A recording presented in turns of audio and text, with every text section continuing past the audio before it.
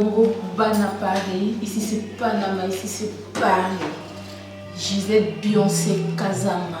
Fais bien, fais un bon moyen, ma voiture à danger. Là, c'est un gros bisou. Il y a un vrai chéri, un vrai Joe. Bisou à trop, pour la caca. Bonne année 2016.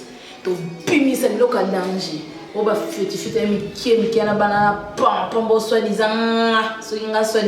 qui bon bon mamino ça nous mon kaka le gaya babi le gaga et munene ya danger petit na bino yo mère na bino yo vrai chéri kaka Beyoncé yo mtoyi Nicolas na ba chéri petit qui wana asa pam on journaliste qui Beyoncé a aussi ce moment en 2016 au Congo et Vibraka et Vibraka quoi petit na bino Beyoncé talaka Beyoncé beta ba double zénith beta ba double zénith ya ngalo beta 4 zénith ba moko 4 bercy ba moko talaka ba fraîche ko kwa biso boza to ça bino ba mission mikolo to c'est ça bino ba vrai job ba na Beyoncé ba vrai chéri ba na Beyoncé. Non, c'est un gros bisou. Panama, Belgique, Londres, États-Unis, New York, Canada,